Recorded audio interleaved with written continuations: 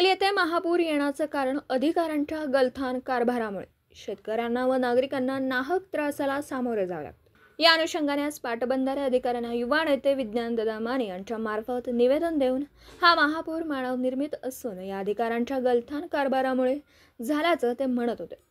यानंतर त्यांनी या गलथान कारभाराला कारणीभूत असलेल्या अधिकाऱ्यांवर कारवाईची मागणी केली। या प्रसंगी येथील ग्रामस्थ, शेतकरी प्रकाश नाना वाळवेकर, आदिनाथ चौधरी, प्रकाश उमासे, शशिकांत सूर्यवंशी व आदी मोठ्या संख्येने शेतकरी उपस्थित होते। पत्रकार राजेंद्र शिंदे, झी न्यूज मराठी। सांगलीचा जो महापूर आपल्याला आज दिसायला बघतो तो आपल्याला माहिती आहे की महापुराची परिस्थिती 3 गोष्टींमुळे होते। एक तर नॅचरल कॅलॅमिटीमुळे, दुसरं जे आहे जिओग्राफिकल रिझन्समुळे, आणि तिसरा जो आहे मॅनमेड। आता मॅनमेड म्हणजे काय? मनुष्याने निर्माण केलेला महापूर। हे कसं? आपल्याला माहिती आहे की सांगली आणि कोल्हापूर जिल्ह्यात 23 केटीवेर बंधारे, 22 ते 23 केटीवेर बंधारे आहेत। या केटीवेर बंधाऱ्याची जी उघडझाक होते ही पावसाळ्याच्या आधी करावीच लागते त्या अधिकाऱ्यांना। त्या संदर्भात हे जे केटीवेर बंधाऱ्याचे सांगलीचे जे इंचार्ज आहेत देवकर मॅडम, आम्ही यांना भेट घेतली। यांना भेट घेतल्यानंतर त्यांना सांगितलं की निसर्गाने तर आपल्याला साथ दिलेली आहे पावसाच्या बाबतीत, परंतु हा जे पाणी आता सांगली जिल्ह्यामध्ये जे पुराचं प्रत्येक गावामध्ये घुसलंय, यामध्ये मनुष्यबळ, पशुबळ किंवा आर्थिक दृष्टिकोनानं जे नुकसान झालं हे पूर्णपणे मानव निर्मिती आहे। कारण की तुम्ही मॅडम केटीवेर बंधारे उघडले नाहीत, परंतु त्याची बिलं काढली, आणि त्या गोष्टीनं मॅडमनी आम्हाला कारण काय दिली तर मॅडम बोलले की काही झालं की केटीवेर बंधारा आम्ही लेट उभा केले, म्हणजे लेट काढायचा प्रयत्न केला मॅन्युअली, म्हणजेच त्यांनी जो मॅन्युअली करायचा प्रयत्न केला तो लेट केला। कारण की त्यांनी उत्तर दिलं की म्हैसाळ योजना आम्हाला सुरळीत चालू ठेवायची होती। त्यांना विचारलं मॅडम तुम्हाला वरून आदेश होते का? तर ते म्हटले आम्हाला काही वरून आदेश नव्हते। वरून आदेश नसताना मनमानी पद्धतीनं कारभार त्यांचा जो आहे 10 जून ते 14 जूनला त्यांनी प्रयत्न केला, पण बिलं सगळ्यांची काढली, कारण काम काय केलेलं नाही।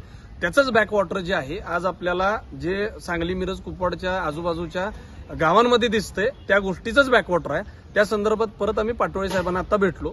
पाटोळे साहेबांनी आम्हाला एकच सांगितलं की 1 जूनला केटीवेर हे काढायचेच असतात, हे नियमातच आहे आणि ते आम्ही डिनाय करू शकत नाही।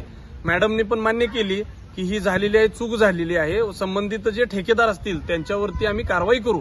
परंतु आम्ही पाटोळे साहेबांना सांगितलं की मॅडमची जबाबदारी आहे, ही टेंडर त्यांनी दिलं परंतु त्यांनी लक्ष द्यायचं होतं, आणि ही जी गोष्ट आहे ही अशी सेन्सिटिव्ह आहे, ही किती गांभीर्य आहे हे त्यांना अंदाज मॅडमना नव्हता। परंतु पाटोळे साहेबांना ते पटवून दिल्यानंतर, कारण की यामध्ये कुठंतरी मानवनिर्मित झाल्यामुळं मनुष्यांचा जीव कोणाचा गेला नाही, परंतु जे प्राण्यांचा गेला किंवा करोडो रुपयाची सांगली आणि मिरजकर लोकांची संपत्तीला जी ठेच पोचली हे काय भरून येणार नाहीये। आणि भेटायचा एकच त्यांना प्रयत्न होता पाटोळे साहेबांना आता सांगण्याचा की साहेब ज्यावेळी आम्ही पाठपुरवठा करणार, नागरिक पाठपुरवठा करणार की दरवर्षी केटीवेर साफ झालेत का, पाणी पुढं गेलंय का, वेधशाळेच्या अनुसार काय पाऊस पडणार आहे, विसर्ग किती आहे ह्याचा अनुमान आता जनतेनंच लावायचा का, अधिकाऱ्यांच्या काही जबाबदारी नाहीत का, काय गंभीरतेनं घेणार आहे का नाही? कारण की माणसाचा आयुष्याचा प्रश्न आहे, त्यांच्या जीवाचा प्रश्न आहे। तुम्ही या गोष्टी निग्लेक्ट करून चालणार आहेत का?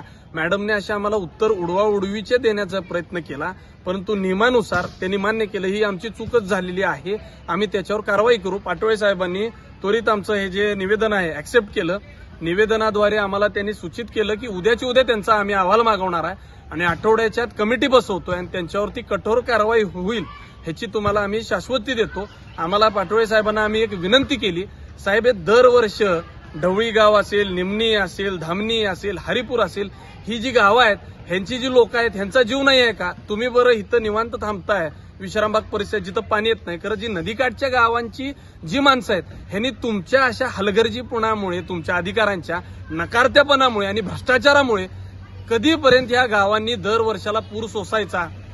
निसर्गाने ह्यांना काहीतरी करून त्यातनं बाहेर काढलेला आहे, परंतु मानवनिर्मित जो पूर आहे हा कुठंतरी ह्या वर्षापासून थांबलं पाहिजे। नाहीतर जर तुम्ही या मॅडमवरती किंवा संबंधित जे ठेकेदार आहे कारवाई केली नाही तर आम्ही तीव्र अमरण उपोषणाचा त्यांना इथं 15 दिवसाच्या आत 15 ऑगस्ट नंतर अमरण उपोषणचा आम्ही त्यांना तिथं म्हणजे आवाहन केलंय की नाही झालं तर अमरण उपोषण करू, आणि इथनं पुढं तरी पुढच्या वर्षापासून हा जो मानवनिर्मित महापूर आहे कुठंतरी आटोक्यात येईल, त्यांना धडा शिकेल आणि पूर परिस्थिती तर 100% टळेल. कारण की कमीत कमी ह्या केटीवर बंधारे जर सफाई झाली व्यवस्थित आणि पाण्याचा निचरा झाला तर 10 ते 12 फुटाचा 100% फरक पडतो. त्यामुळे ही गोष्ट मनुष्यांच्या जीवन मरण्याची आहे. त्यामुळे गंभीरतेनं घेऊन याच्यावर योग्य ती कारवाई करा अशी त्यांना विनंती केली.